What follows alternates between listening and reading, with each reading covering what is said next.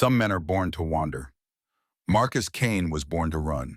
The nightmare always started the same way: dust and heat in the mechanical click of a pressure plate under his boot. Afghanistan 2019. The IED blast came in slow motion, the way trauma rewrites memory into something you can survive watching again and again. His brother-in-arms, Tommy Kane, stood 3 feet ahead when the ground erupted, Marcus reaching for him through the fire and smoke fingers grasping at nothing but superheated air. Tommy's last words cut through the roar of the explosion crystal clear, despite the impossible physics of sound and shockwave. "Find home, brother. Find home."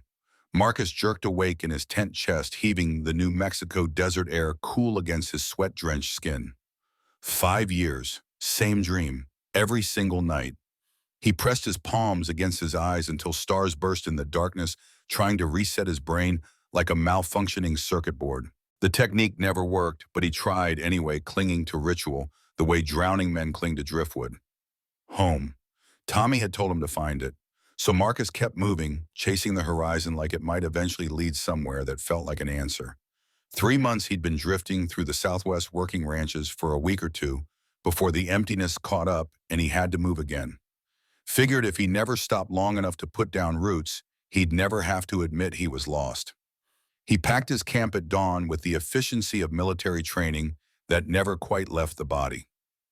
Bedroll tight supplies organized every item in its place. Control the small things when the big things are chaos. That's what his drill sergeant had said back when Marcus still believed structure could save you from yourself. He mounted his horse, a roan mare he'd bought off a rancher in Albuquerque, and rode into the rising sun without looking back. Looking back was for people who had something worth remembering. What Marcus didn't know was that 3 shadowy figures crouched on the ridge above, watching his every move through the morning haze. "Is this the one?" The words were whispered in Chiricahua Apache, a language Marcus wouldn't have understood even if he'd been close enough to hear. The speaker was young, maybe 25, with the kind of stillness that comes from watching prey for hours without moving. The elder saw a warrior born from storm and death. This man carries both. The second voice belonged to someone older, more certain. She adjusted her position slightly, keeping her rifle trained on the distant figure as he disappeared around a bend in the canyon. Then we watch, and when the time comes, we take him. 2 weeks earlier, the tribal camp had gathered under a moonless sky for ceremony. 18 women formed a circle around the central fire, their faces painted with the careful attention to detail that marks sacred ritual. At the center sat Nokomwese, the eldest among them at 68 years, her blind eyes turned towards something only she could see. The medicine woman had been in a trance state for 3 hours, her body rigid, her breathing shallow. When she finally spoke, her voice came from somewhere deeper than her own throat.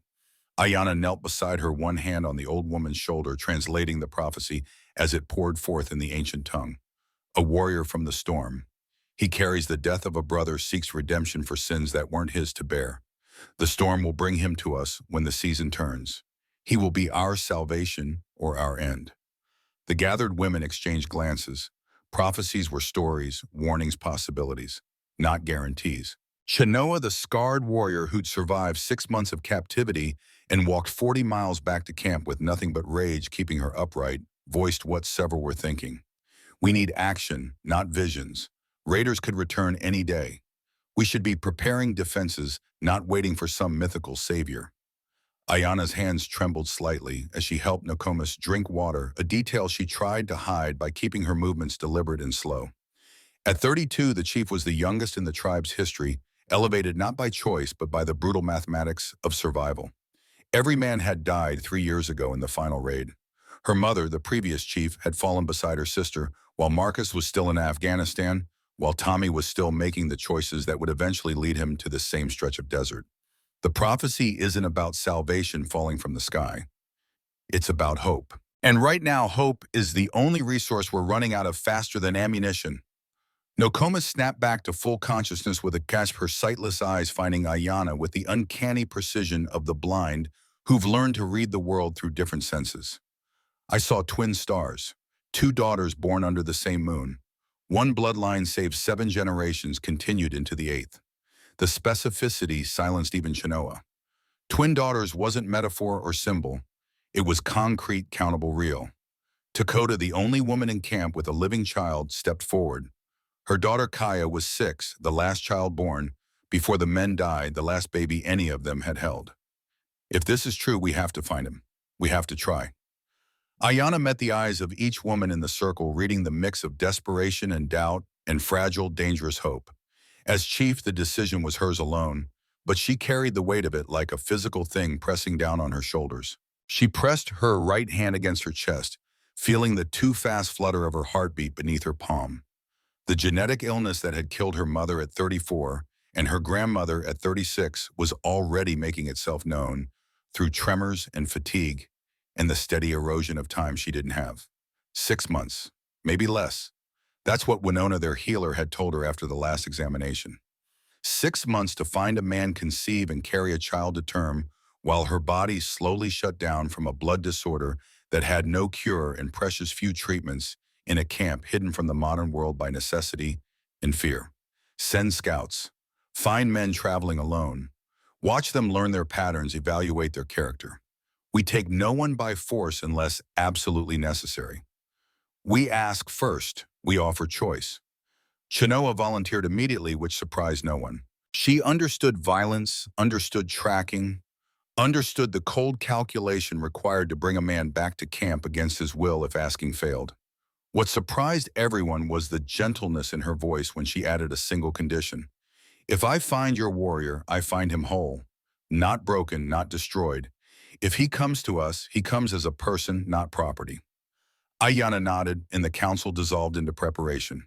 3 women rode out the next morning with enough supplies for 2 weeks and instructions to search the territories where lone travelers might pass. Chenoa led them, her scar catching the early light like a badge of everything she'd survived. The prophecy had begun. Marcus spent the next week and a half working his way deeper into canyon country, taking odd jobs at small ranches, never staying more than a day or two. At a trading post outside Socorro, he made the mistake of mentioning his brother to the bartender, a weathered woman who listened with the practiced patience of someone who'd heard every hard luck story the desert had to offer. Haven't seen Tommy in 5 years. Probably better that way. He made his choices, I made mine. Some distances are too far to close. What Marcus didn't notice was the 3 women who'd walked in 10 minutes after he did, taking a table in the corner, ordering food they barely touched, while their ears tracked every word of his conversation. Chenoa filed away the brother's name, the grief underneath the casual dismissal, the way Marcus's hand shook slightly when he lifted his whiskey glass. A man running from something, a man broken enough to understand breaking. They followed him from town, keeping far enough back that he never saw them, but close enough that they never lost the trail. Yanka, the youngest of the scouts, wanted to approach him after the first 3 days. He was alone, skilled, but careless, with his tracks clearly lost in ways that had nothing to do with navigation. Chenoa stopped her with a raised hand. We watch. If he's the one from Nokomis's vision, the storm will bring him to us. If not, we've wasted 2 weeks but kept ourselves hidden. Patience is survival. On the 10th day, Marcus reached the ancient Pueblo ruins that marked the unofficial edge of tribal territory. The abandoned dwellings climbed the canyon wall like prayers carved in stone, testament to people who'd survived in this impossible landscape for centuries before vanishing into history or migration, or the countless ways cultures die without leaving forwarding addresses. He dismounted and walked through the ruins, running his hands along walls painted with pictographs he couldn't read, but somehow felt in his chest. His grandmother had been Lakota, had raised him until he was 12, and she'd passed, leaving him with his father, who left a year later, and his brother, who'd needed raising more than he'd needed another kid to compete with. She used to say the land remembers its children, that belonging wasn't about blood, but about listening. Marcus had never understood. He'd been 12, angry, convinced the world was something you conquered or escaped, never something you belonged to. Standing in the ruins with the late afternoon sun painting the rocks gold and red, feeling the weight of centuries pressing down through the air, itself he understood for the first time what she'd meant. This land held memory the way skin holds scars. It changed you just by existing in the same space. He made camp in a sheltered alcove, built a small fire, ate jerky and hardtack without tasting either. When he finally slept, Tommy came to him again, but this time the dream was different. They were kids, maybe 8 and 6, playing in the empty lot behind their apartment building. Tommy had found a bird with a broken wing, was crying because he couldn't fix it. You can't save everything, Marcus told his little brother, the wisdom of 2 extra years, making him insufferably sure. Dream Tommy looked up at him with eyes that knew the future. No, but you can try. That's the difference between giving up and giving in. Marcus woke to the first drops of rain hitting his face, impossibly cold for New Mexico in spring. The sky had turned the color of old bruises while he slept, clouds roiling with a violence that spoke of flash floods and lightning strikes and all the ways weather could kill you if you weren't careful. He broke camp in minutes, mounting up and trying to calculate the fastest route out of the canyon system before the water came. He was a mile into the ride when he realized he'd miscalculated. The first wall of water appeared around a bend ahead, muddy and full of debris, and moving fast enough that his horse reared in panic. He wheeled around looking for high ground, but the canyon walls were sheer. Here, no way up, no way out except through or back. The rain intensified from drops to sheets, visibility dropping to arm's length in seconds. A second flood surge came from behind, cutting off retreat. Marcus urged his horse toward a narrow side canyon, praying it would lead up instead of dead-ending into a trap. The mare slipped on wet stone, pitched forward, and Marcus went flying. He hit the ground hard enough to dislocate his left shoulder, the pain white-hot and immediate, but adrenaline kept him moving. He got to his feet, tried to grab the reins, but the horse had already bolted in pure terror, taking his supplies and weapons with her. Thunder cracked overhead like the world splitting open. Lightning turned everything blue-white for a frozen instant. Marcus stumbled forward, cradling his injured arm, trying to find shelter before the next surge of water came.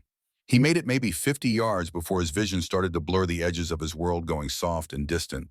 Dehydration, shock, pain, fear, they all compounded into a weight he couldn't carry anymore. He collapsed at the base of the ancient altar stone in the Pueblo ruins, the exact same spot where he'd stood hours earlier, feeling connected to something larger than himself. The irony would have been funny if he'd been conscious enough to appreciate it. His last coherent thought was Tommy's face, the way his brother had looked the last time they'd spoken, equal parts angry and desperate and already lost. Not like this. Not alone. Then darkness took him, and for a while there was nothing at all. Consciousness returned in pieces, sensations before meaning. The smell of sage smoke, the crackle of a fire nearby. Pressure ran his wrists and ankles tight enough to bite into skin. Voices speaking a language he didn't recognize, feminine and formal, like a trial being conducted in a courtroom he couldn't see. Marcus forced his eyes open, immediately regretting it when the world spun and nausea surged up his throat. 8 women stood in a semicircle around him. Not townswomen, not settlers. Warriors. Each wore leather and fringe darkened by sun and used traditional designs mixed with modern tactical elements in a way that spoke of adaptation and survival. They carried weapons with the ease of people born, holding them, rifles slung across backs, knives on belts, bows and quivers beside several. Their faces ranged from late teens to early 60s, and every single one was evaluating him with the cold precision of predators, deciding if prey was worth the effort. Marcus's military training kicked in automatically. Count opponents 8 visible, likely more out of sight. Evaluate weapons mix of traditional and modern, well-maintained.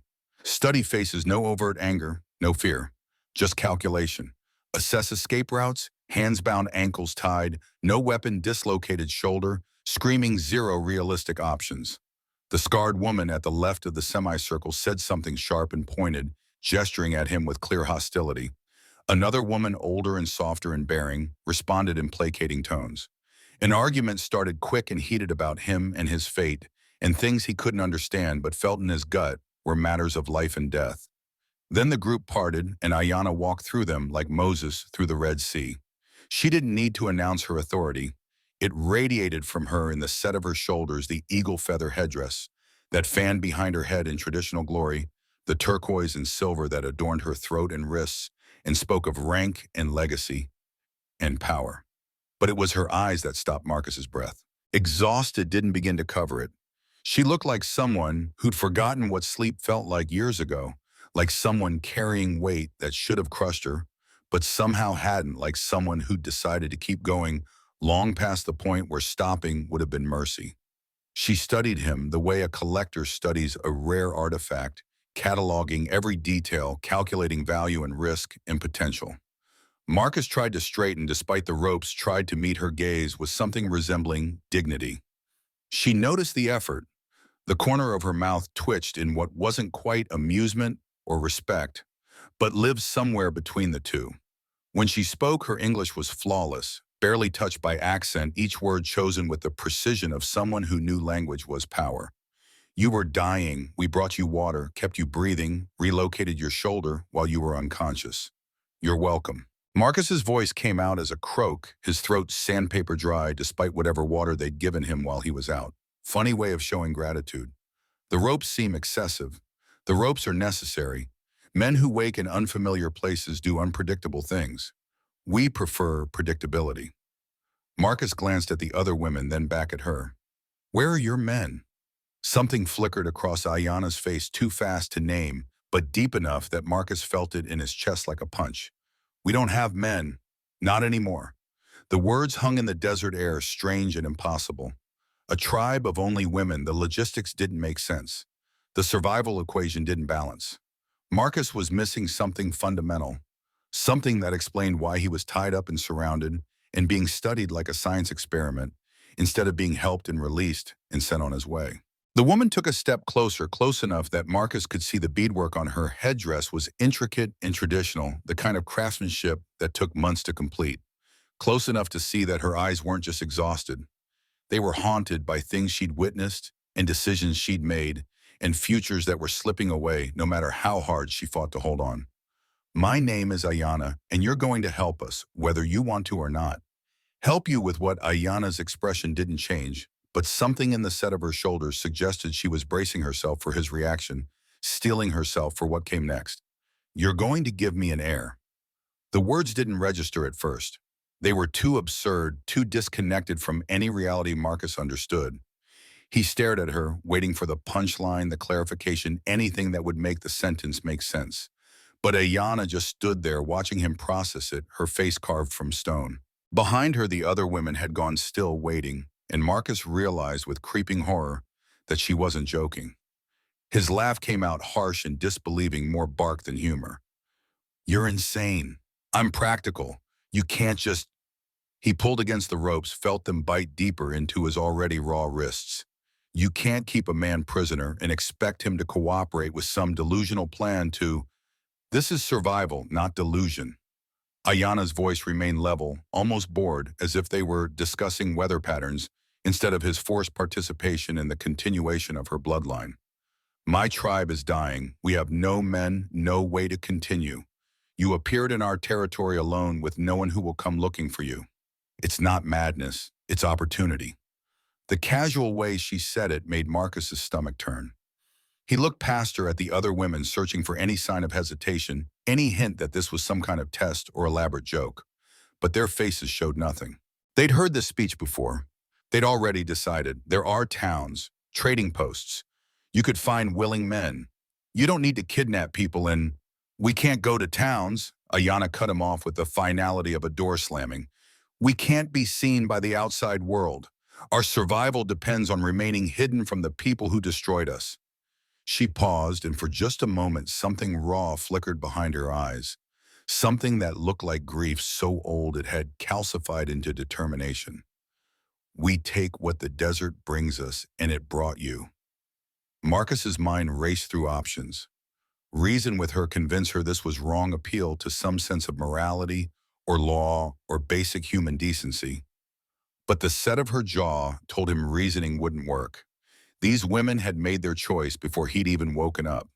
He was already decided for them, already transformed from person to solution, from Marcus Kane to genetic material wrapped in reluctant flesh. And if I refuse, Ayana's expression didn't change, didn't soften or harden, just remained that same carved stone.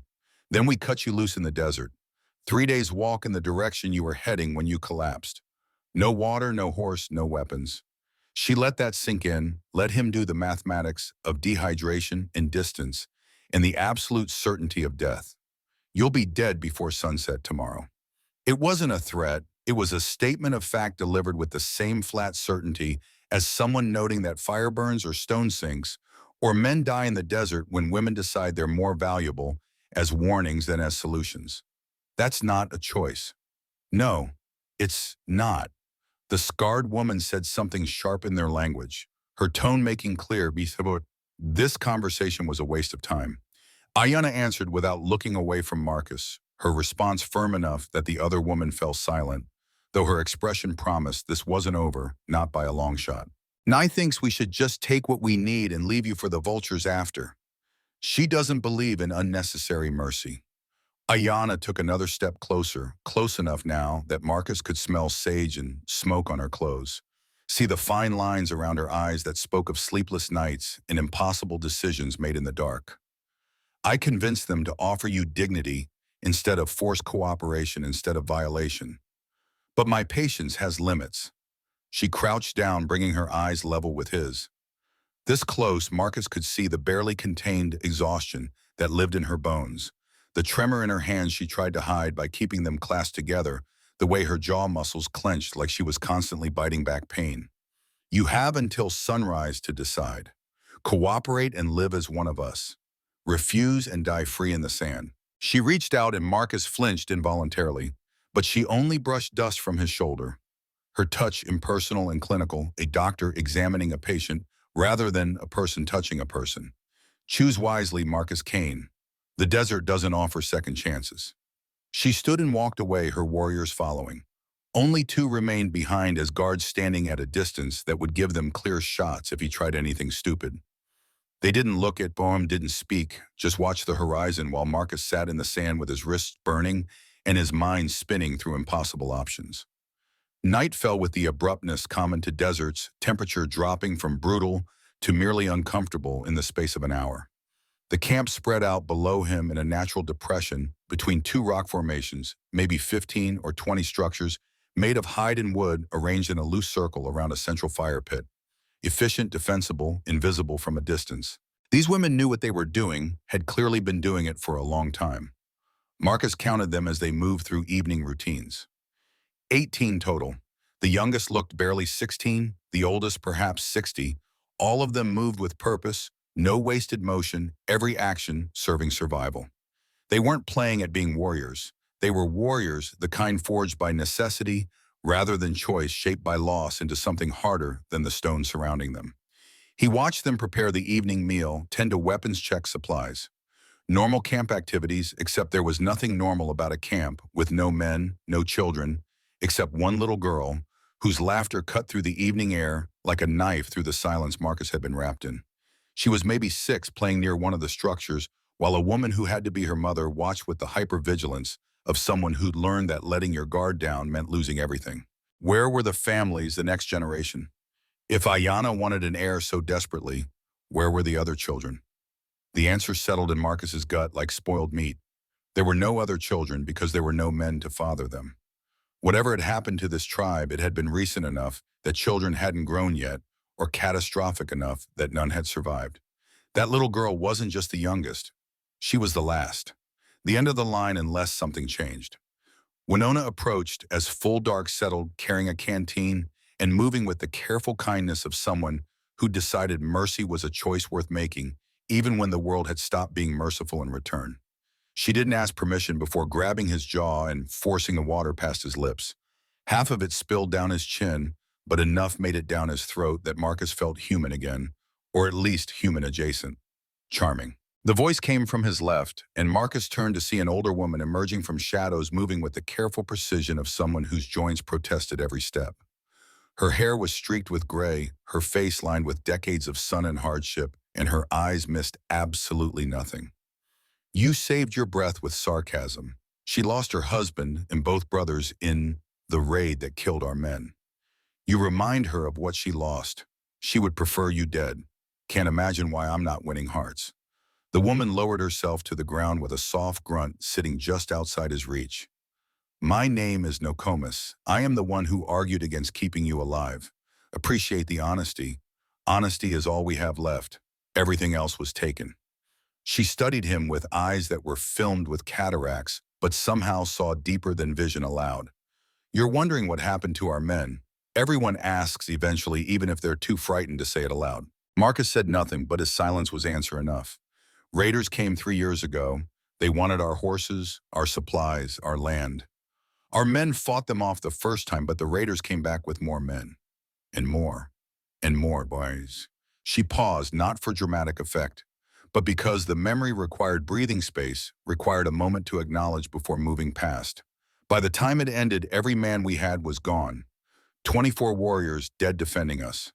And we were left with a choice: scatter and die, slowly absorbed into settlements that would never accept us, or stay together and find another way to survive. So you decided to kidnap men from the desert. You're the first. Nokomis's mouth twitched in something that might have been amusement in a different context. We've been searching for 3 years. Most men who cross this territory travel in groups or stay on established trails where we can't risk being seen. You're the first fool stupid enough to ride alone through the deep desert. The words stung because they were true. Marcus had been proud of his ability to navigate solo, to trust himself above all others.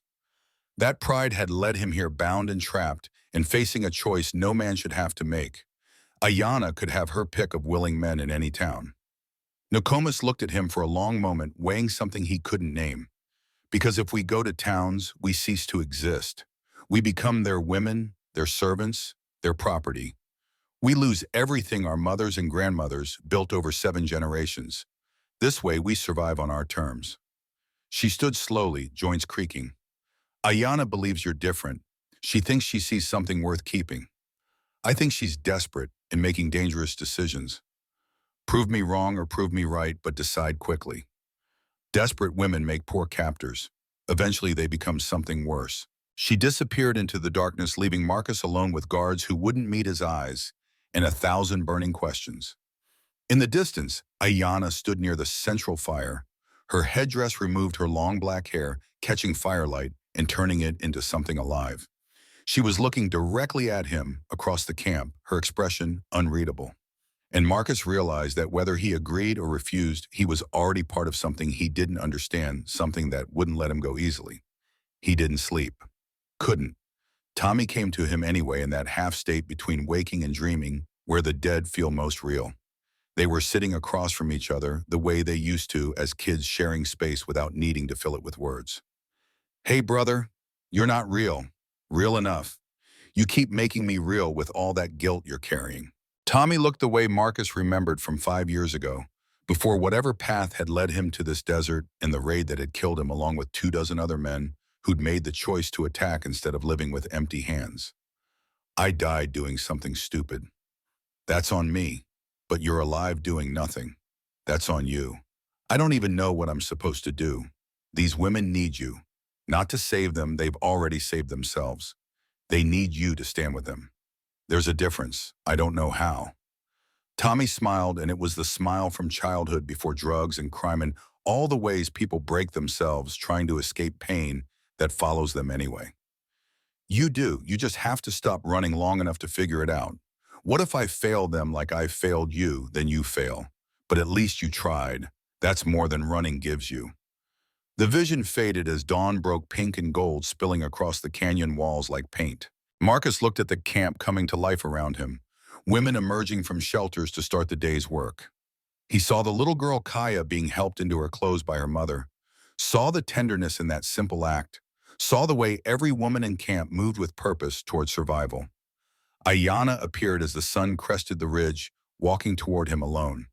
She'd come without guards, without witnesses, without the headdress that marked her as chief. Just a woman approaching a man, both of them trapped in circumstances neither had chosen, but both had to navigate anyway. She cut his ankle ropes first, then his wrists. The blood rushing back into his hands was agony, but he bit down on the pain, flexing his fingers until they remembered how to function.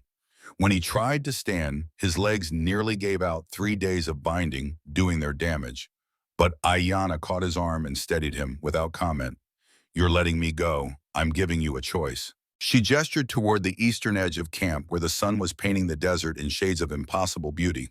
Walk that direction for half a day. You'll hit a merchant trail. Someone will find you eventually, or you'll die trying. Either way, you'll be free. Marcus stared at her, trying to understand the angle, the trap, the cost he wasn't seeing yet. And the other options: stay. Not as a prisoner, as a partner. Give us a chance to show you who we are before you decide we're monsters.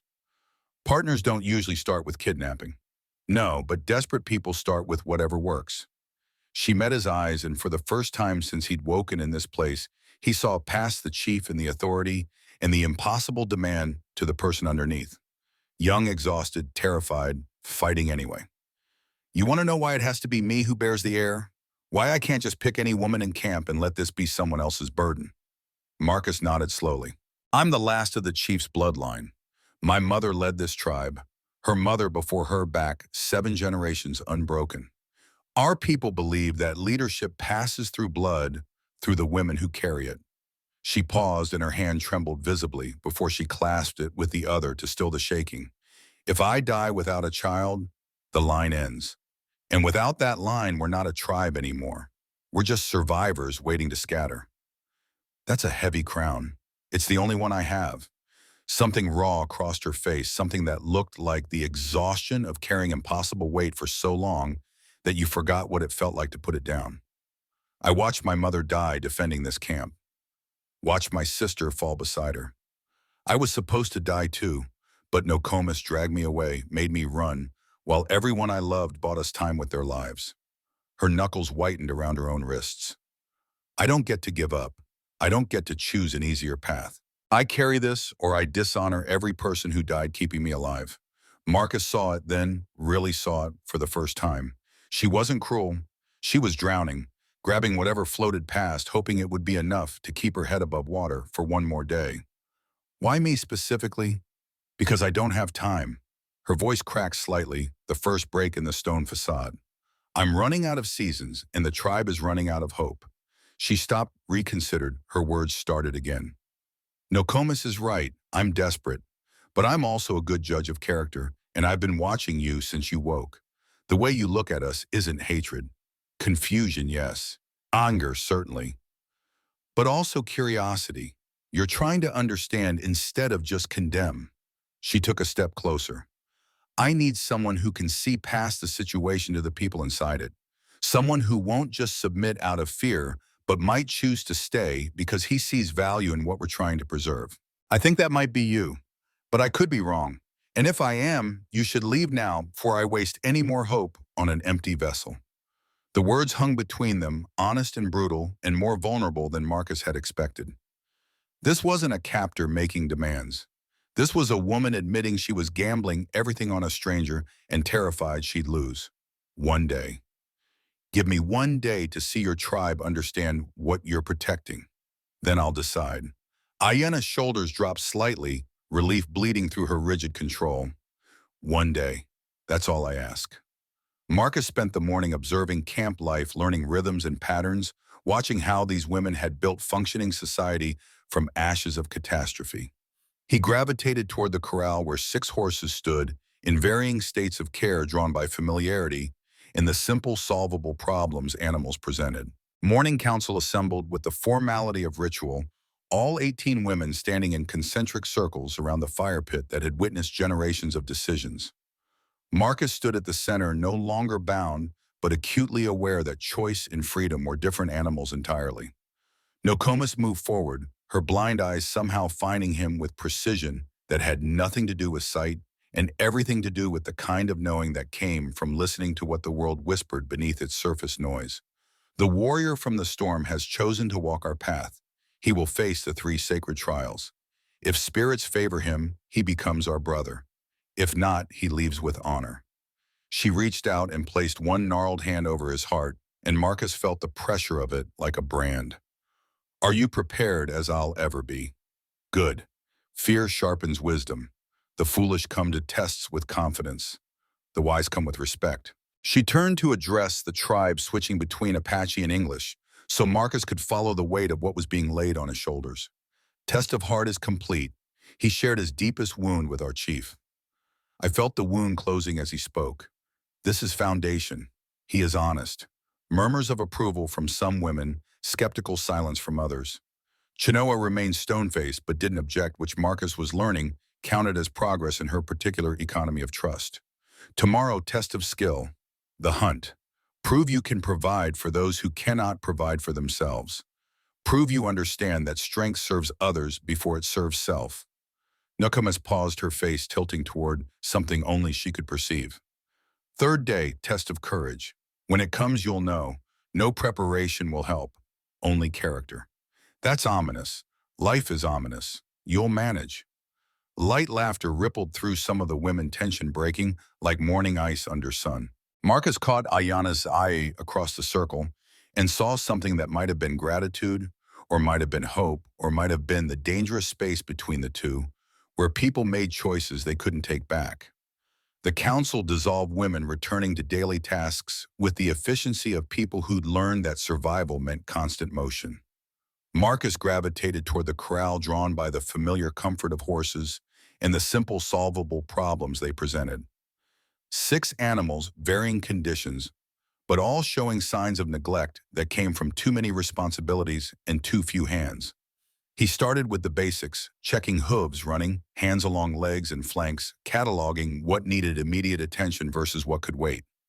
The horses responded to his touch with the cautious optimism of creatures who'd learned that gentleness was rare but not impossible. One mare in particular, a bay with intelligent eyes and a nervous disposition, let him approach closer than the others, her muzzle soft against his palm when he offered it.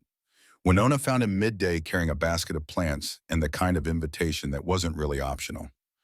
Come, I need help gathering, and you need to learn what grows here if you're staying. They walked beyond the camp perimeter into the scrubland, where life persisted through stubbornness and adaptation. She pointed out plants, teaching him names in Apache and English, both explaining uses that ranged from medicinal to ceremonial to the simple sustenance of staying alive when the world offered few other options. White sage. For cleansing, for ceremony, for when the air needs clearing of bad spirits or bad thoughts or both. She handed him a stem and he rubbed it between his fingers, releasing the sharp, clean scent. This is Asha root, respiratory illness, altitude sickness, general weakness. Precious because it only grows in certain places and we're far from most of them. She showed him another plant, smaller, more delicate. This one, we don't speak its name outside ceremony. Too sacred. But know that it grows here, and if you stay, you'll learn why it matters. The conversation drifted as they worked Winona's questions, gentle but probing, feeling out the shape of him the way a sculptor feels out stone. Ayana mentioned she's sick, the genetic illness. Winona's hands didn't pause in their gathering, but her voice tightened slightly. Blood disorder. Passed through the mother's line for generations. Her mother died at 34, grandmother at 36. Ayana is 32 now. The symptoms accelerate with stress, and being chief is nothing but stress, layered on responsibility, layered on impossible choices. Marcus felt the weight settle. Is there anything that helps slows it down? Winona's expression turned thoughtful. My grandmother used to tell stories. In the old days, some women with the blood sickness survived longer if they bore children. The old ones said pregnancy changed something in the body, bought years instead of months. But those were stories, not medicine. She paused, looking toward where Ayana stood directing preparations. Still, stories sometimes hold truth we've forgotten how to see. Marcus felt the weight of it settling, the mathematics of time and biology, and the desperation that came from watching the clock run out while everyone pretended there were still options.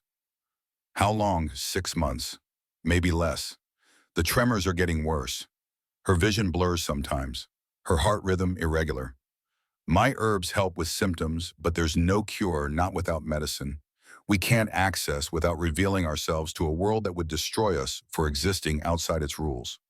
She turned to face him fully, and her eyes held the kind of compassion that came from surviving your own losses and deciding it wouldn't make you cruel. She needs to conceive soon, needs to carry to term.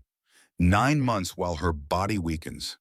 It's dangerous, maybe fatal, but she's already chosen to risk death. The only question is whether it means something or nothing. Is pregnancy even safe for her? No. But neither is letting her bloodline die and watching the tribe fragment without the structure that's held us together for 7 generations. She's choosing the risk that serves others. That's what chiefs do. They worked in silence for a while, Marcus processing implications and costs in the cruel mathematics of survival. When they returned to camp, arms full of plants that would be dried and stored and used to keep people alive through the seasons, he felt heavier, older, more aware of the stakes his presence represented. Chenoa found him as afternoon heat piqued her approach deliberate and her expression unreadable. Walk with me. It wasn't a request. Marcus followed her away from camp into the maze of stone formations that surrounded their hidden valley.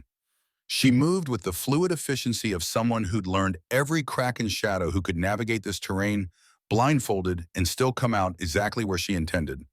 They walked for 20 minutes before she stopped, turned and let the mask drop just slightly.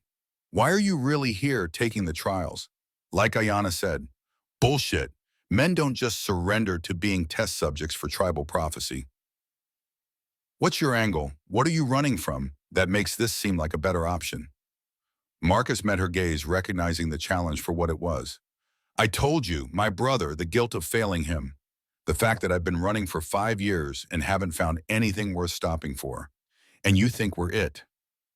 Worth stopping for, I think you're survivors. I respect that. I think you're asking me to be part of something bigger than myself, and I've been looking for that without knowing it was what I was looking for. Chenoa's jaw worked like she was chewing through thoughts too complicated for easy words. You want to know why I hate you? You have your reasons. I was captured. 3 years ago, first raid. They took me, kept me in a cellar for 6 months, tried every method they could think of to break me. Marcus went still military training, recognizing trauma when it spoke its truth.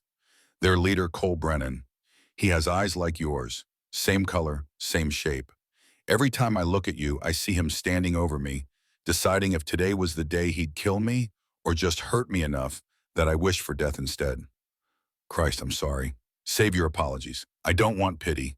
I want you to understand that trust isn't something I give easily, and the fact that your face triggers every bad memory I have isn't your fault, but it's my reality. She turned away, looking at the distant horizon. I escaped after 6 months. Killed 2 guards, walked 40 miles back to camp with nothing but rage keeping me upright. Got back 3 days after the final raid. Everyone dead. My husband, my 2 brothers, all of them gone while I was too broken to help. Marcus recognized the shape of her guilt because it matched his own, just wearing different specifics. You think if you'd been here, you could have changed it. I know I could have. Or at least died trying, which would have been better than surviving with this. She touched the scar that bisected her eyebrow. The raised tissue that she'd mentioned was self-inflicted. Cut it myself to remember. To never forget what happens when you're not strong enough, fast enough, smart enough. To make sure I see the cost every time I look at water's reflection. Marcus understood that too, the way survivors punish themselves for the crime of staying alive when others didn't. I gave orders in Afghanistan that got good men killed. Orders I still think were right, tactically sound, the best option available. But they're dead and I'm not, and that math never balances no matter how many times I run it. So we're both carrying ghosts, seems like. Chenoa turned back to him, and something in her face had shifted microscopic degrees towards something that might eventually become respect. The hunt tomorrow. I'm leading it. I won't make it easy for you. Wouldn't respect you if you did. Good. Maybe you're not completely useless. She started walking back toward camp, then paused. Brennan is still out there. He doesn't forget territories he wants. If he finds this camp, if he learns we've survived and where we are, he'll come with everything he has. You should know that before you commit to staying. This isn't safe. It's barely survival with good luck. Marcus thought about running about the merchant trail, half a day east, about freedom, that looked a lot like the emptiness he'd been drowning in for 5 years. Nothing worth having is safe. Chenoa didn't smile, but something in her eyes acknowledged the truth of it. Tomorrow. Dawn. Bring nothing but what you can carry in the sense you were born with. Pre-dawn cold bit through Marcus's borrowed jacket as he saddled his horse in darkness. Chenoa materialized from shadows, already mounted, with 2 other women flanking her. Adsila, young and serious, with the careful movements of someone who'd learned to make no mistakes because mistakes cost lives. Yamka, older by a decade, carrying her bow with practiced ease, though Marcus noticed she kept glancing back toward camp as they rode out, as if checking whether someone followed, with the unconscious ease of someone who'd been born with it in her hands. They rode out as the sky shifted from black to charcoal to the deep blue that preceded sunrise. No one spoke. The only sounds were hoofbeats on stone leather, creaking, the distant call of a hawk, announcing territory to a world that had learned to listen or die. They covered 20 miles by the time sun crested the ridge deep into canyon country, where water ran underground and prey had to be earned through skill and patience, and the kind of knowledge that took lifetimes to accumulate. Chenoa stopped them at a narrow defile, dismounted, gestured for Marcus to do the same. Find the trail. No obvious tracks, no clear signs, just stone and sparse vegetation, and the illusion that nothing lived here worth hunting. Marcus crouched, let his training surface, remembered what his tracking instructor had beaten into him during scout school. Don't look for tracks. Look for disturbance. Look for what doesn't belong. What's changed, what the land is telling you. If you're listening with more than your eyes. He found it after 10 minutes, subtle enough that he almost missed it. Grass bent wrong directionality, speaking of passage rather than wind. Scat older than yesterday but newer than last week. Scrape marks on a piñon tree, high enough off the ground that it eliminated most options. Buck, large, passed through 6 hours ago, moving north toward water. Yamka glanced at Chenoa, eyebrows raised slightly. Chenoa's expression gave away nothing. How do you know male scrape marks are territorial? Bucks mark trees during rut season, don't. Height indicates size, probably mature adult. Lucky guess. The tone said she didn't believe in luck, but wouldn't give him credit yet either. They mounted up, followed the trail Marcus had identified, and spent the next 4 hours in silence, broken only by hand signals and the occasional whispered instruction. Marcus watched the women work, learned their style, adapted his movements to match theirs, instead of imposing his own methods. Leadership was knowing when to follow. Late afternoon brought them within sight of a small herd, 3 does and 1 large buck watering at a seep that probably existed on no map anyone official had ever drawn. 200 yards good position, wine in their favor. Chenoa handed Marcus the rifle they'd brought, the only firearm in the hunting party. Your hunt. Your shot. Marcus took the weapon, checked it automatically, found it well maintained and properly sighted. He settled into position, breathing the way the army had taught him, becoming still enough that his heartbeat was the only motion. Through the scope, he watched the buck, magnificent and alert, constantly scanning for threats, while the does drank. One shot would feed the camp for days. One shot would also remove their protector, leave the does more vulnerable to predators and other hunters. He shifted aim incrementally, tracking to the younger doe, smaller, but still substantial, still enough meat to matter. Chenoa hissed something that was probably questioning his sanity or his eyesight or both. Marcus ignored her, controlled his breathing, felt for the space between heartbeats, and squeezed. The doe dropped instantly, clean kill, no suffering.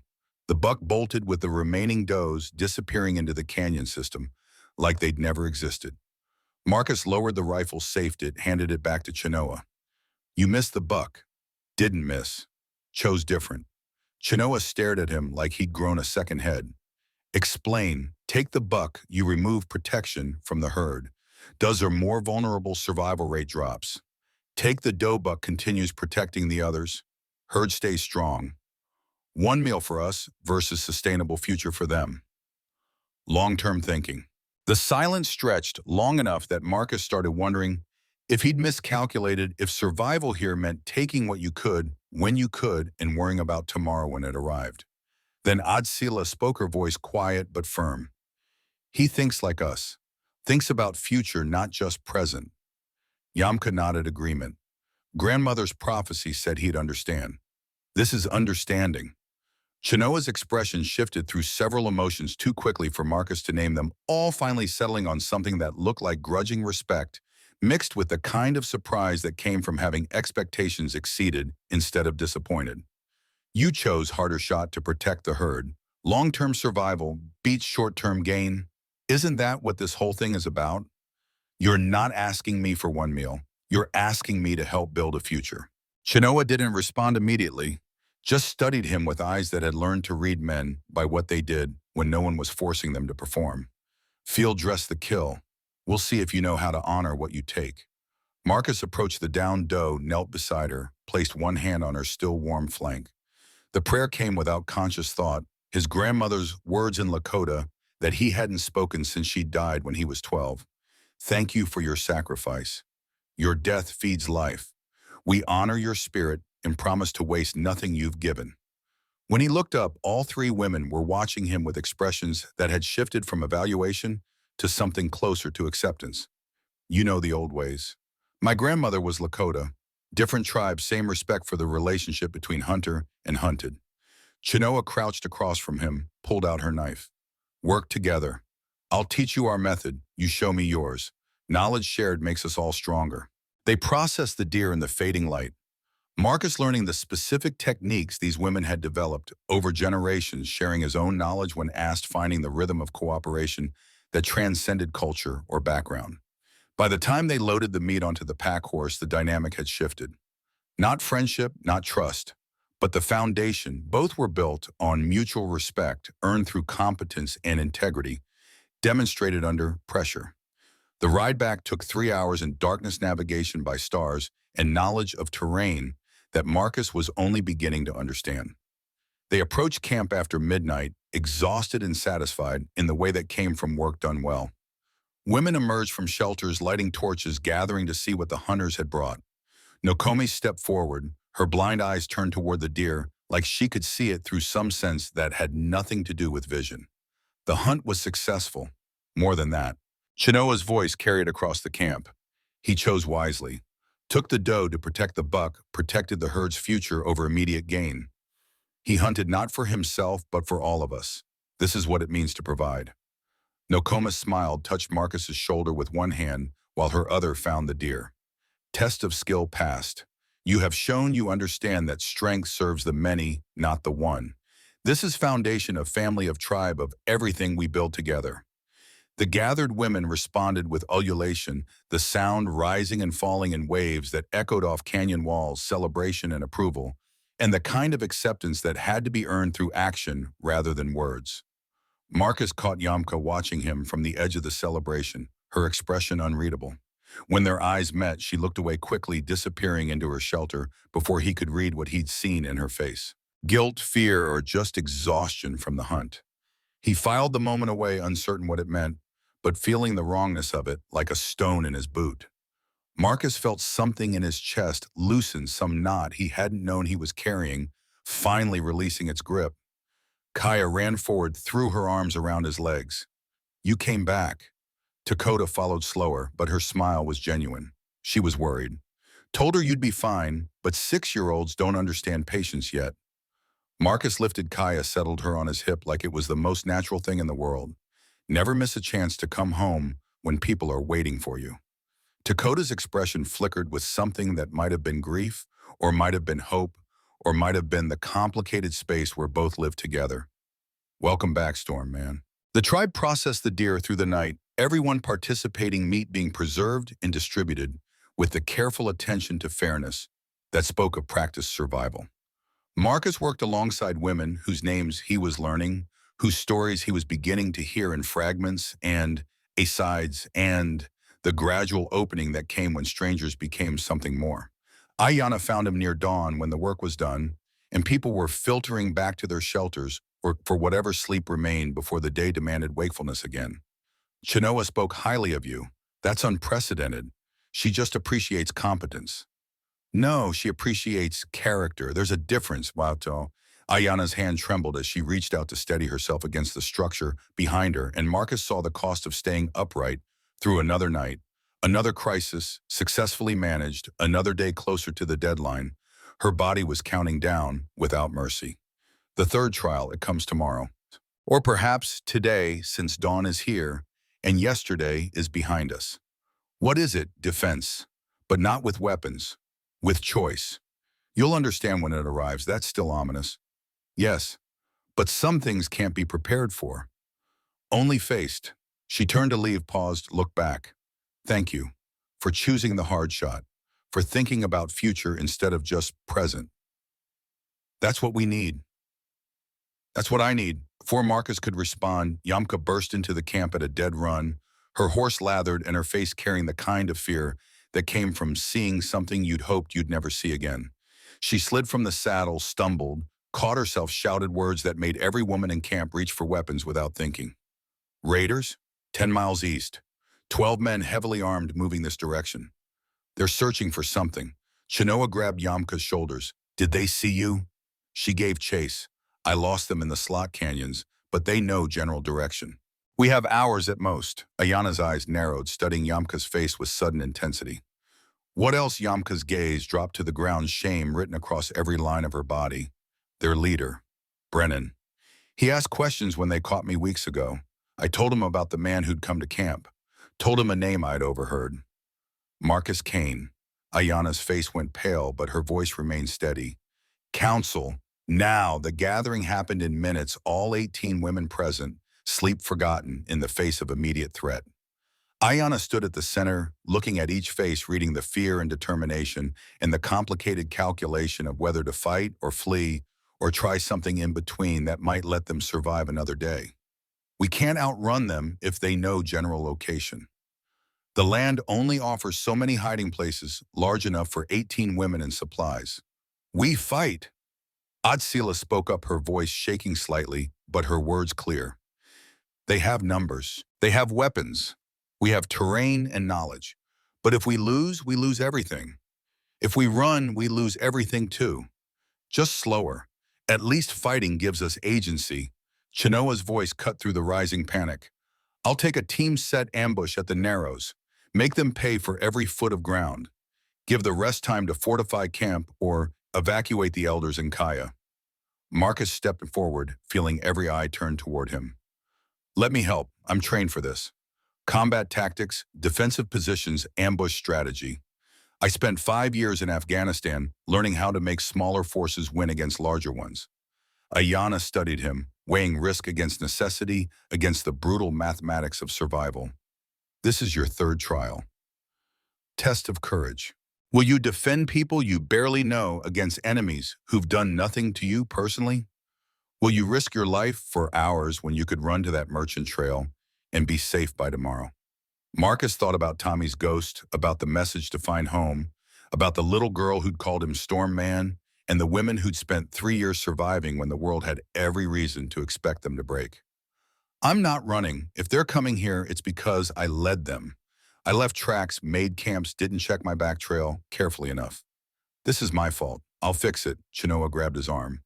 Marcus Kane, if we die today, I'm blaming you in the afterlife. If we die today, I'll accept full responsibility. But we're not dying today. Ayana's hand found his shoulder, her grip surprisingly strong for someone whose body was betraying her. Then we fight, together. Show us how to survive this. The next 4 hours passed in controlled chaos, Marcus translating military tactics into language these women could use with the weapons and terrain they had. Identifying choke points, establishing fallback positions, creating overlapping fields of fire, using the canyon walls as natural fortifications. Chenoa added her knowledge of the raiders' likely approach, the patterns Brennan used, the psychology of men who thought they were hunting helpless prey instead of warriors who'd survived worse. Dakota took Kaya and the 3 eldest women to a hidden cave system known only to the tribe's supplies and water cached there against exactly this scenario. The little girl cried, not understanding why she couldn't stay with her mother. Why everyone looked so scared. Why the Storm Man who'd taught her about horses was suddenly holding weapons and speaking in the clipped tones of someone preparing for violence. I'll bring your mama back. Promise. The words came out before Marcus could stop them, and Dakota's eyes locked on his with the intensity of a mother making someone accountable for the most important thing in her world. You better, or I'll hunt you through every afterlife that exists. Then she was gone, disappeared into the rocks with Kaya's cries echoing behind them until distance swallowed the sound. Marcus turned back to find Ayana watching him with something unreadable in her expression.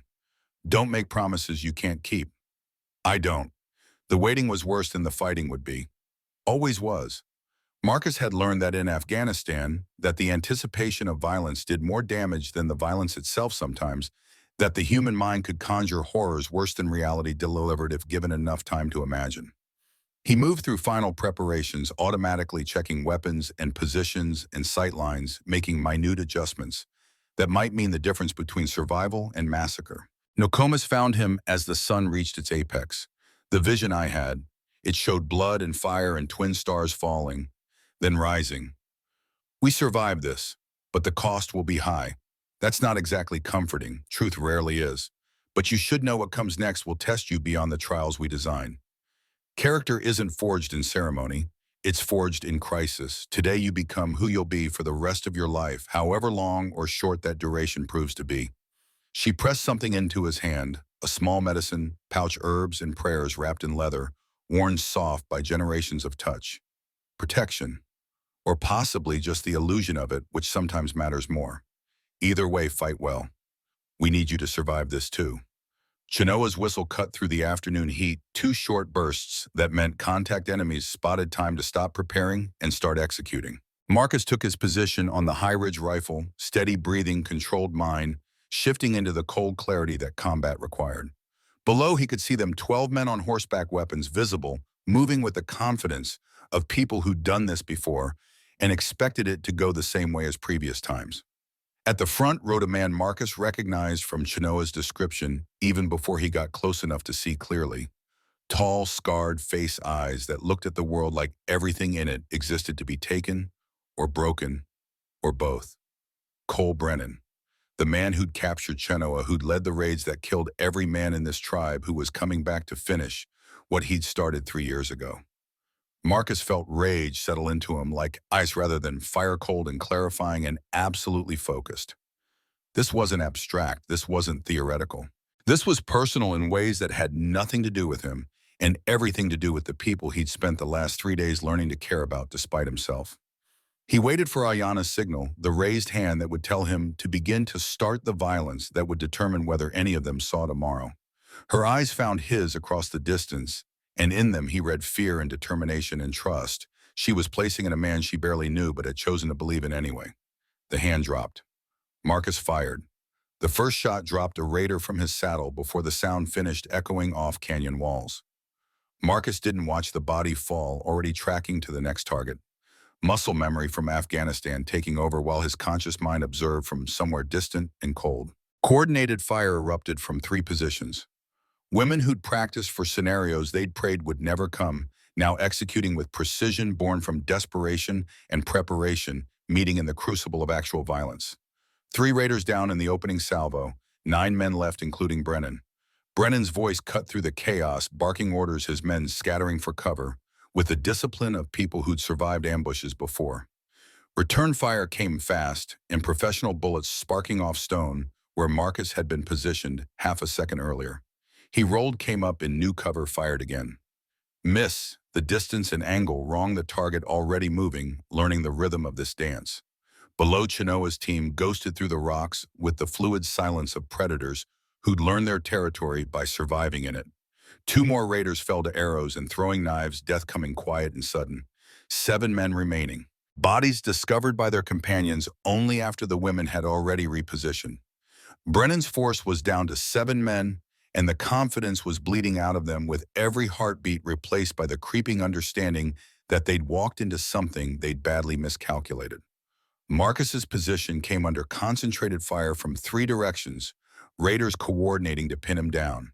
He was trapped, outgunned with maybe 30 seconds before they maneuvered close enough that his cover became his coffin. Training said stay low, wait for opening, trust the team to create distraction. Instinct said move now or die here. He chose instinct, using smoke from a prepared canister to create confusion, then sprinting laterally across open ground while bullets tracked his movement like angry hornets. He made it to new cover with inches to spare, chest heaving, aware that he'd just burned through whatever luck he'd started the day with. But the maneuver had drawn attention. Pulled raiders away from Chenoa's team, created the opening she needed to flank and eliminate 2 more threats. 5 raiders left now, including Brennan, and the mathematics of the situation had shifted from their overwhelming advantage to something closer to even odds. Movement caught Marcus's peripheral vision, a raider working around to his blindside rifle coming up. Marcus turned, knowing he was too slow, that the bullet was already coming, that this was how it ended. Then the raider's head snapped back, arrow through his throat, Adsilla visible for just a moment on the ridge above before she vanished back into the rocks. Marcus didn't have time to acknowledge the save, already tracking to the next threat, the next decision, the next second of staying alive in a situation designed to kill everyone involved. Brennan's voice carried across the battlefield, a different tone now. Desperation replacing command. Kane Marcus. Kane. I know you're out there, Marcus froze ice water in his veins, because There was no reason this man should know his name, no connection between a failed raid 3 years ago and a drifter who'd stumbled into this canyon system by accident and bad luck. Come out, or I start executing prisoners. Brennan appeared from cover, using one of the captured elders as a shield knife pressed against her throat hard enough that blood was already trickling down her neck. The woman's face showed fear but also defiance, the kind of courage that came from having survived worse and refusing to die begging. Marcus did the math instantly.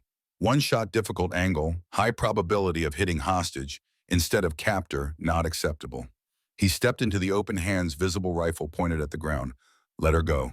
Take me instead. Brennan studied him with the kind of intensity that came from recognition, from seeing ghosts in living faces, from making connections that explained mysteries that had been bothering him for years. I'll be damned. You really do look just like him. Like who? Your brother Tommy Kane. The world tilted sideways, reality reshaping itself around information that shouldn't exist, that couldn't be true, that made terrible sense of things Marcus had been trying not to think about for 5 years. Tommy. Here. 3 years ago, with the raiders who'd killed this tribe's men and tried to break its women. You're lying. Got himself killed by these savages in the first raid. Fought beside me until one of their warriors put an arrow through his lung. Watched him drown in his own blood, while your little Indian princess over there watched from the ridge and did nothing to help. Brennan's smile was ugly triumphant, the expression of someone who'd found leverage and intended to use it until it broke. He had a tattoo, eagle and flag on his left shoulder. Army Scout insignia, same one you probably got considering how you fight. Brothers in every way that matters. Marcus's vision narrowed, peripheral awareness compressing down to the man in front of him and the implications spinning out in every direction. Tommy had been here, had been part of the violence that destroyed this place, had died trying to take something that wasn't his, killed by people defending themselves against invasion. Everything Marcus thought he'd understood about his brother's death rearranged itself into new configurations, each one worse than the last. Walk away, Kane. These women killed your blood, your actual family, not some tribe of savages you met 3 days ago. Join us. Help me finish this. Avenge your brother like he'd want you to. Marcus looked at Brennan, then past him to where Ayanna stood on the ridge, visible, now her face carrying guilt and pain and the exhausted understanding that this moment had been coming since the day she decided to bring Marcus to camp. He thought about Tommy, about the choices his brother had made, about agency and responsibility, and the difference between dying for something and dying because you'd chosen violence over every other option available. Tommy made his choice. It was the wrong one. These women were defending themselves, their home, their right to exist. He came as invader. He died as invader. That's not murder. That's consequence. His rifle came up, aimed at Brennan. And I'm making my choice too. Brennan's face twisted with rage, pushing the elder woman forward as he scrambled back toward cover. Marcus caught the woman, steadied her, pushed her towards safety. Gunfire erupted from every direction as raiders broke discipline, each man deciding individually that survival meant running rather than fighting. Chenoa's team cut down 2 more. Ayanna dropped another with precise rifle work from her position, and suddenly it was just Brennan and one young kid who looked barely 20, weapon-lowered hands coming up in surrender. Don't shoot. Please, a surrender. Chenoa appeared from the rocks, rifle trained on the kid's center mass finger, on the trigger, every line of her body screaming for permission to end this threat permanently. Marcus moved between them, hands up, voice calm. No. Let him go. He came to kill us. And we beat him. Show mercy. Prove we're better than they are. Chenoa's finger trembled on the trigger, 3 years of trauma and rage compressed into a single decision point. Then she lowered the weapon, stepped back, nodded once.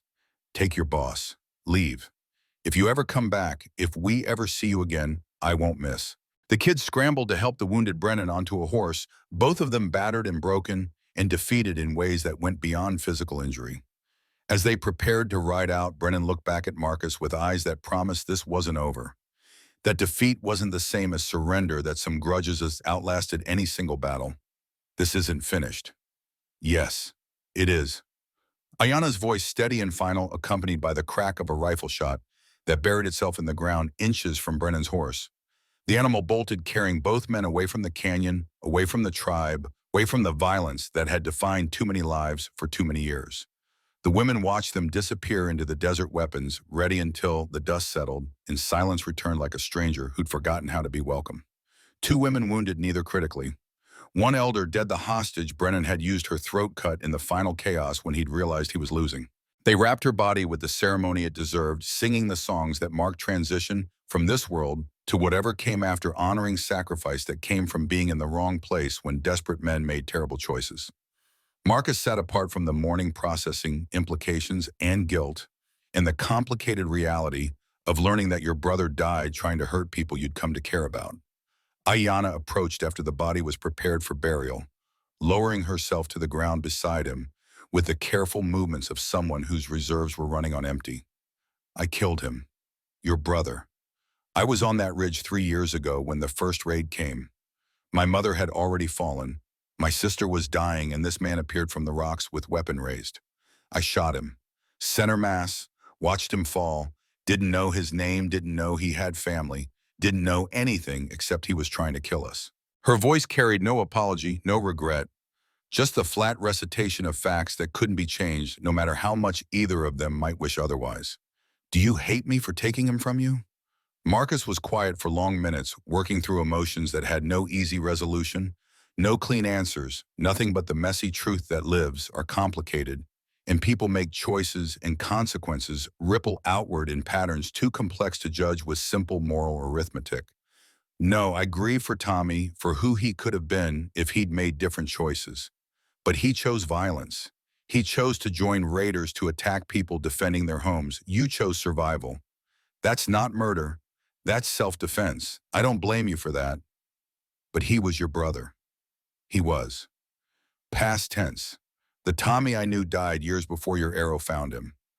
The man who came here with Brennan was someone else wearing my brother's face, making choices the real Tommy would have been ashamed of. Marcus turned to look at her directly, seeing the exhaustion and the fear and the desperate hope that she hadn't just destroyed whatever fragile thing had been building between them over 3 days that felt like years. I'm sorry I led Brennan here. Sorry my carelessness put you all in danger. That's on me. But Tommy's death, that's on him. He made his choices, you made yours. I'm making mine now. And my choice is staying, helping rebuild what the violence damaged, proving that not all men who get lost in the desert have to stay lost forever. Ayanna's hand found her grip weak but determined fingers intertwining with his like she was holding on to something precious that might slip away if she relaxed her attention even for a moment. Welcome home, Marcus Kane. Again. For real this time. The council gathered at sunset to decide Yamka's fate. She knelt in the center of the circle, terrified and ashamed, while Ayanna detailed the charges with the careful precision of someone who understood that justice required both mercy and accountability. Yamka had been captured during a perimeter check 6 months ago, held for weeks, broken through methods that left scars invisible to the eye, but permanent nonetheless. Brennan had turned her, sent her back as a spy, used her fear to make her betray the only family she had left. Chenoa wanted exile, wanted boundaries enforced, wanted the message sent that betrayal carried consequences too severe to risk. Nokomis argued for understanding, for recognizing that fear makes people do things, shame follows forever, that they'd all been broken in different ways and rebuilt themselves into new configurations. The debate raged for an hour, each woman speaking her piece, democracy functioning even under the weight of recent trauma. Ayanna made the final decision with the authority of chiefdom and the wisdom of someone who'd learned that leadership meant choosing between bad options and less bad options, and never getting the luxury of good options at all. Yamka stays. She loses warrior status for 1 year, serves the tribe in other capacities, proves through action rather than words that fear doesn't define her forever. If she earns back trust, she returns to full standing. If she betrays again, exile becomes permanent. But we don't abandon our own just because they broke under pressure. We all could have broken under if circumstances had been slightly different. Yamka's tears came hard in grateful relief that the family she'd betrayed was choosing to keep her anyway, choosing to believe that people could be more than their worst moments. Chenoa's expression said she disagreed but would abide by the chief's decision, would give Yamka rope enough to either climb out of the hole she dug or hang herself with it, depending on what her character demanded when tested again. Weeks passed in the careful work of rebuilding what violence had damaged. Structures repaired, weapons maintained, patrols resumed with the heightened awareness of people who'd been reminded that safety was illusion and vigilance was survival. Marcus integrated fully, no longer guest or prisoner or temporary solutions, but actual member of the community, name, remembered skills, utilized presence, expected at meals and councils, and the daily negotiations of people learning to trust each other incrementally. Chinoa started teaching him their combat-style close-quarters knife work that emphasized leverage over strength, precision over power. They trained in the early mornings before heat made exertion dangerous. Her instructions, sharp and demanding corrections delivered with the kind of honesty that showed respect rather than contempt.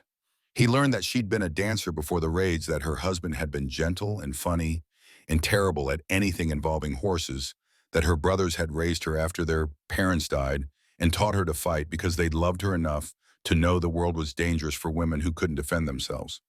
Some mornings when they finished training, she'd sit with him in comfortable silence, both of them processing trauma in parallel without needing to fill the space with words.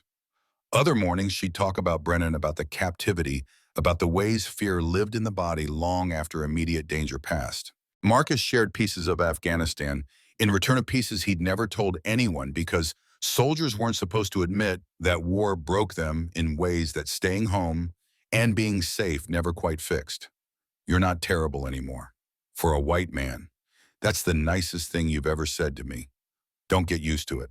But she handed him a knife she'd made, steel folded and refolded into patterns that looked like water frozen mid-flow. His name engraved on the handle in letters she'd practiced until they were perfect. You're one of us. Officially. Try not to die stupidly now that we've invested time in you. Nokomis found Marcus at twilight 6 weeks after the battle. Her approach silent despite her age and the joints that protested every step. She sat beside him without preamble, staring at the sunset with eyes that couldn't see it, but somehow perceived it anyway through senses that had nothing to do with conventional sight. Ayanna is pregnant, Winona confirmed it this morning. 6 weeks since you arrived, 4 weeks since you committed to staying. The spirits work quickly when you finally stop running from what you're supposed to be running toward. Marcus felt the information settle into him, profound and terrifying, and more real than anything had felt in years. A child, his child, Ayanna's child, the beginning of the 8th generation that would carry this tribe forward, or mark its extinction, depending on variables too numerous to control.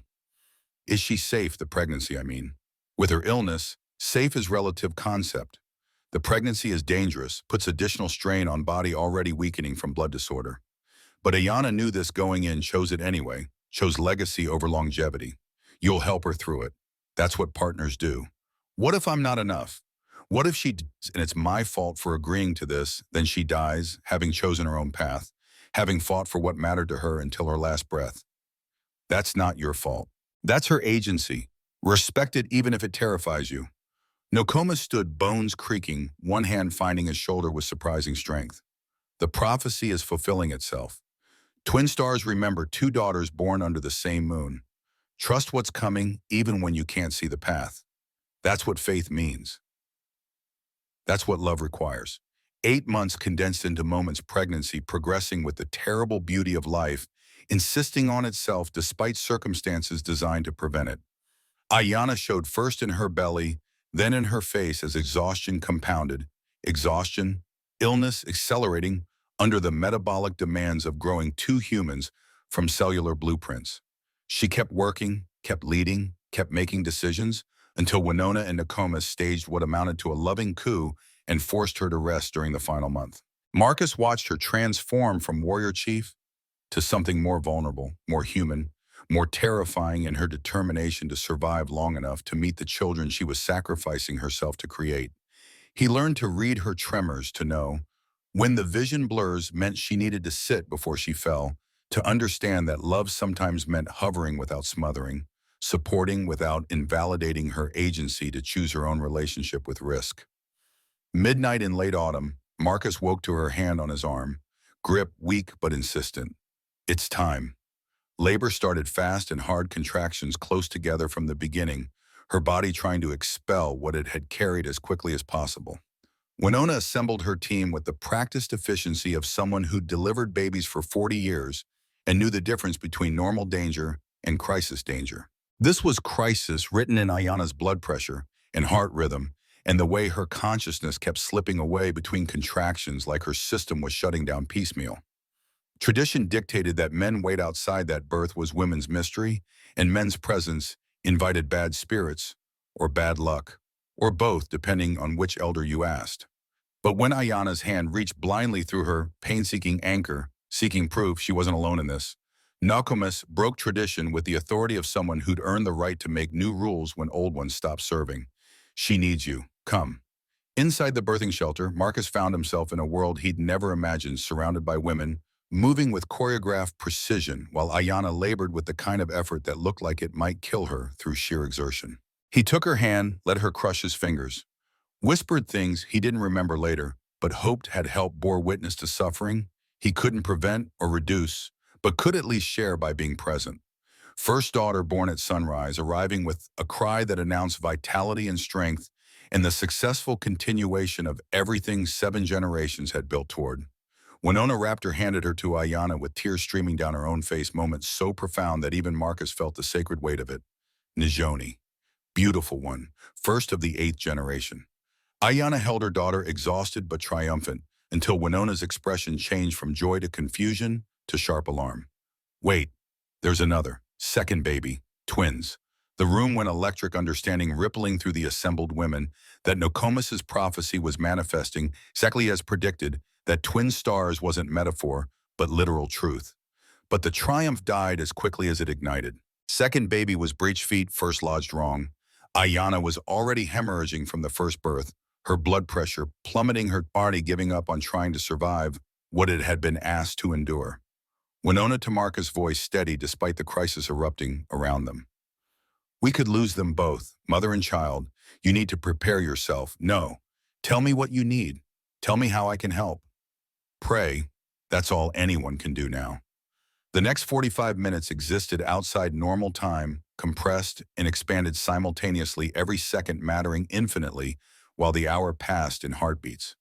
Winona worked with skill accumulated across decades, manually turning the breech baby inside Ayana's body while she screamed and Marcus held her, and women sang prayers in languages that predated the nation that now claimed this land.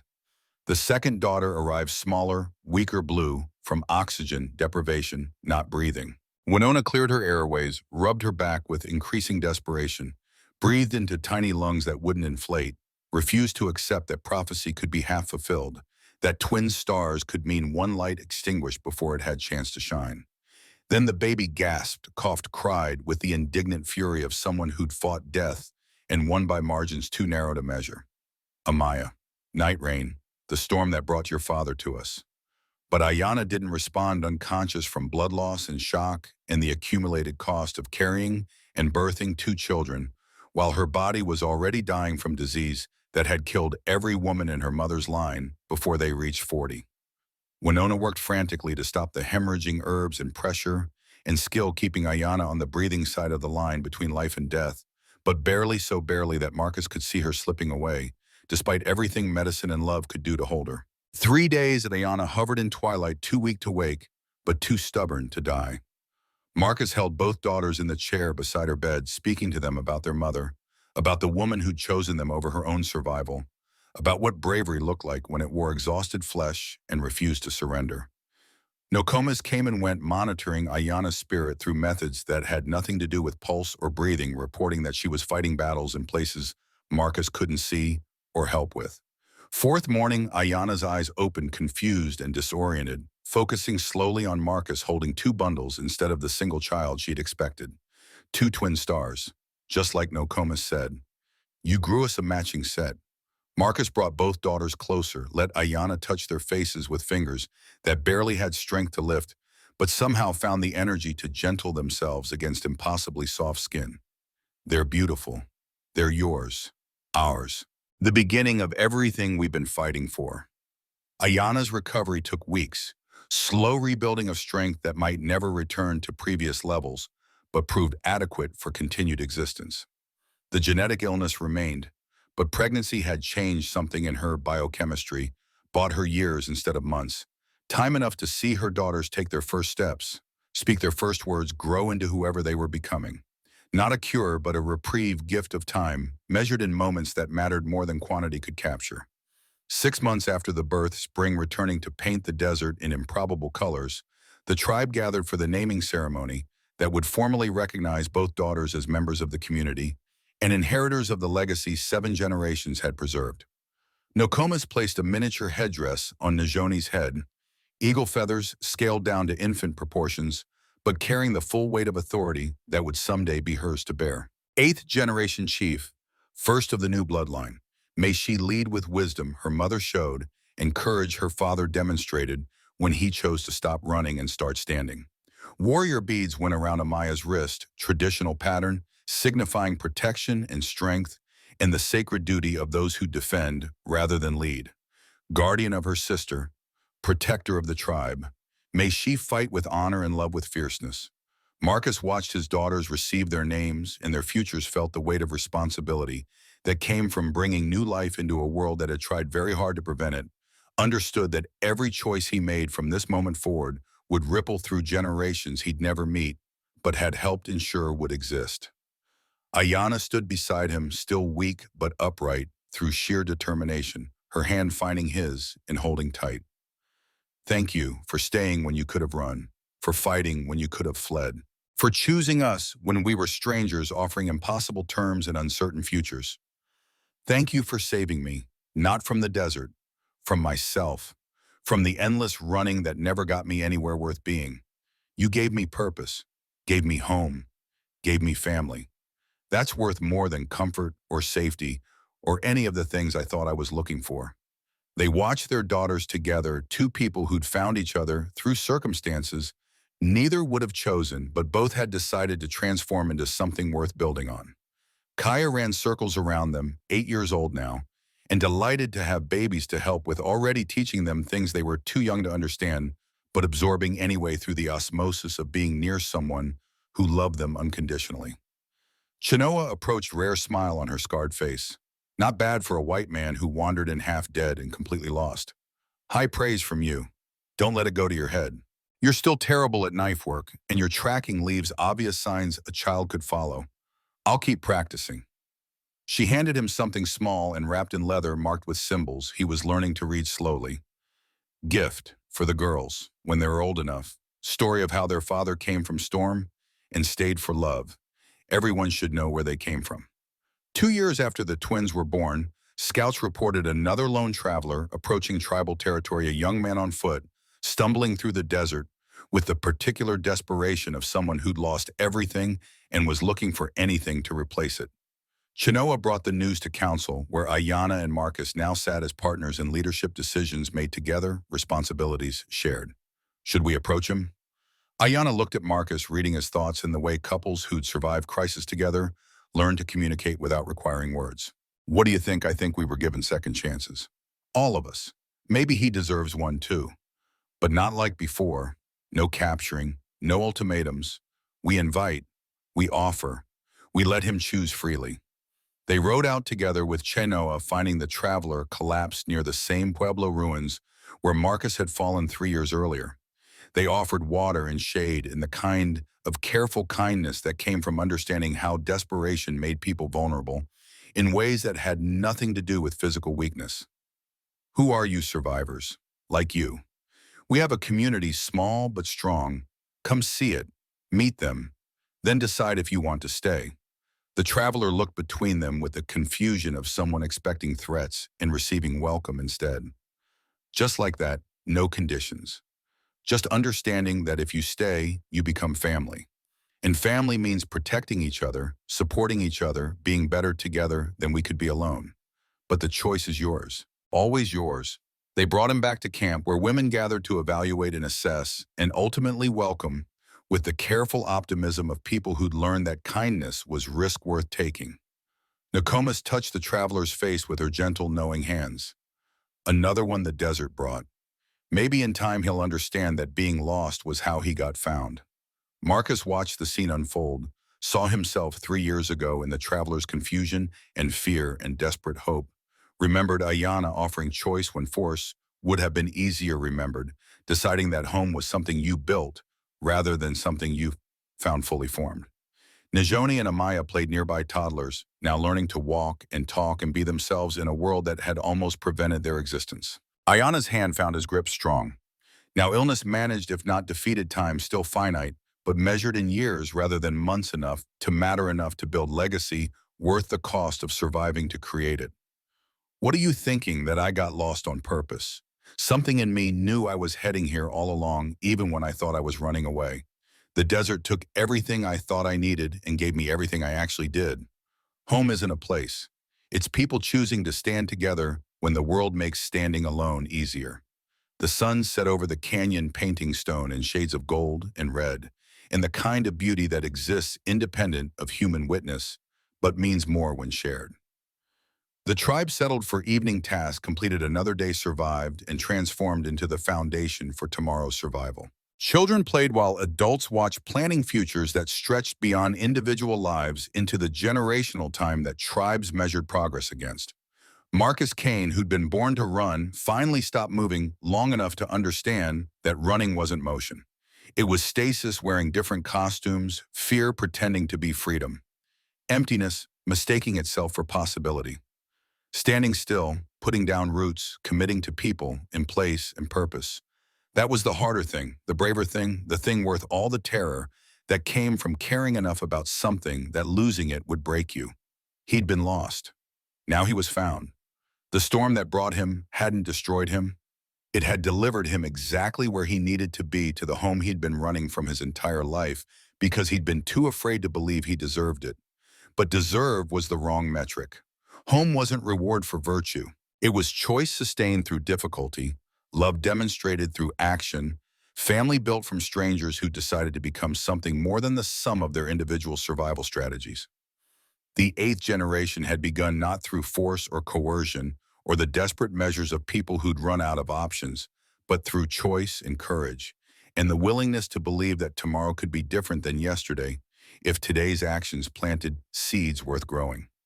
The bloodline would continue not just biologically, but philosophically, values transmitted through example strength, measured not in dominance but in the capacity to be gentle, when gentleness served others better than violence. Marcus had come to the desert looking for nothing, running from everything, convinced that motion was progress and distance was healing.